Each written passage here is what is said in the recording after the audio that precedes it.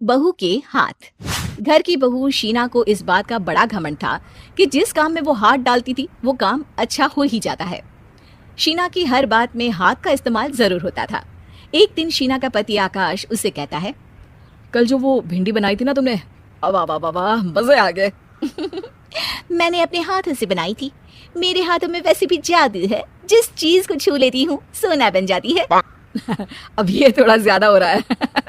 मतलब अगर हर चीज को छू के सोना ही बना देती हो तुम, तो हमारे नाम के पीछे भी मणि लगा देते हम।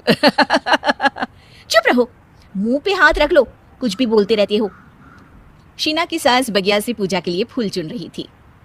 सुंदर, अति सुंदर, कितने प्यारे गुलाब के फूल हैं, भगवान जी खुश हो जाएंगे। मैंने अपने हाथों से जो पौधा लगाया था, मेरे हाथों की कोई भी चीज बेकार नहीं जाती। हाँ बेटा, सही कह रही है, इसीलिए तो तुम्हारे पिताजी से मैंने अपने बेटे के लिए तुम्हारा हाथ मांगा था। और उन्होंने हाथों हाथ में मेरा हाथ आपकी बेटी के हाथ में दे भी दिया था।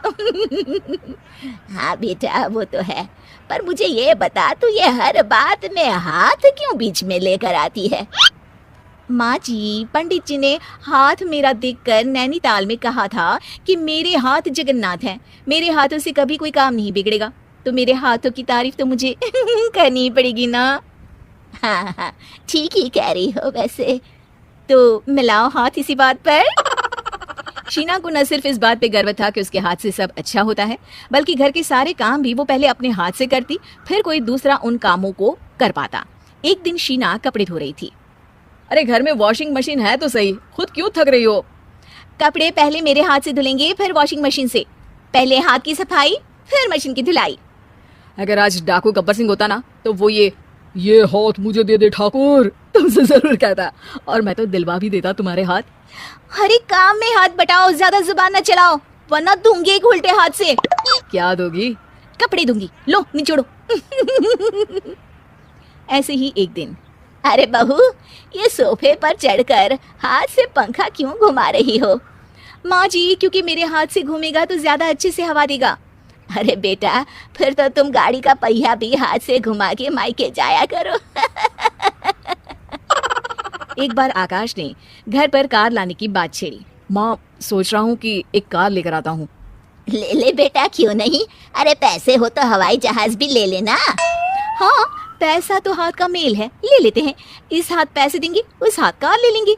मुझे तो लगता है कि बहू कार भी अपने हाथों से धक्का लगाकर घर लाएगी। वो तो नहीं करूंगी, लेकिन सबसे पहले स्टीयरिंग पर हाथ मैं ही लगाऊंगी, ताकि गाड़ी का आना शुभ हो। अरे घर ले आने तो दो, फिर हाथ लगा लेना। लेकिन शीना नहीं मानती। अगले दिन ही सब कार लेने जाते हैं। शीना सेल्समैन से कहती है, भैया ये कार बहुत पसंद है, पैक कर दो। अरे ओ भाग्यवान, 2 मीटर कपड़ा नहीं है जो पैक करवा ले, जरा चला कर तो देखने दो। यस सर, बिल्कुल, टेस्ट ड्राइव कीजिए ना। अरे नहीं नहीं, सबसे पहले मैं हाथ लगाऊंगी गाड़ी को, मेरे हाथ अच्छे हैं। अरे यार, हाथ तो मैं भी धोता ही हूँ, और आजकल तो सैनिटाइजर से भी धोता हूँ। मेरे काम में हाथ ना अड़ाओ। अरे टांग ना अड़ा होता है भाग्यवान, हाथ नहीं। शीना ड्राइविंग सीट पर बैठ जाती है और आकाश उसे गाड़ी के फंक्शन समझाता है। देखो शीना, ध्यान रखना, ये है स्टीयरिंग, इससे राइट लेफ्ट जाएंगे। ये है एक्सेलरेटर, इससे स्पीड कंट्रोल कर सकते हैं, और उसी के पास में है ब्रेक, जो तुम्हारी जुबान में शायद मिसिंग है। ठीक है, ज्यादा भी सिखाने की जरूरत नहीं है। मेरी माँ तो कहती है कि मैं अगर अपनी शुभ हाथ लगा दूं तो जग घूम जाए, तो ये स्टीयरिंग क्या चीज है? शीना गाड़ी स्टार्ट कर देती है और स्टीयरिंग को घुमाते हुए एक्सेलरेटर पर धीरे से पैर रखती है, और शोरूम के बाहर के एरिया में ही गाड़ी घूमने लगती है, जहाँ दूसरी गाड़ियाँ भी रखी हैं। देखा मेरे हाथों का कमाल। अब ब्रेक दबा दो, आगे गाड़ी है। शीना आगे गाड़ी देखकर घबरा जाती है और पाँव गलती से एक्सेलरेटर पर पड़ जाता है। कार आगे खड़ी एक बड़ी गाड़ी में घुस जाती है। दोनों कार से उतरते हैं। सेल्समैन भागते हुए आता है। अरे 7 लाख की गाड़ी खरीदने आए थे और 15 लाख की गाड़ी ठोक दी, ओ माय गॉड। आकाश की माँ, आकाश और शीना घबरा जाते हैं। इतना सारा पैसा कहाँ से आएगा? तभी वहाँ मैनेजर भी आ जाता है, पूरा माजरा समझता है। अरे टेंशन मत लीजिए, गाड़ियों का इंश्योरेंस था, आप जो कार लेने आए थे वही खरीद लीजिए, पर मैडम जब तक आप सीख ना ले तब तक गाड़ी मत चलाइएगा। अभी तो आपने गाड़ी बस ठोकी है, जिसका बीमा भी था, लेकिन सड़क पे चलते हर इंसान का बीमा नहीं होता। अरे मेरे हाथों से ठुक भी गया ना तो उसकी जिंदगी बन जाएगी, और अगर चला भी गया तो स्वर्ग ही पाएगा।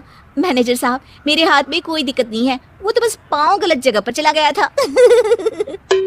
शीना की बात सुनकर आकाश अपना सर पीटता है और उसकी सास अपने हाथ से खुद का मुंह छिपा लेती है और मैनेजर हाथ जोड़कर माफी मांग लेता है।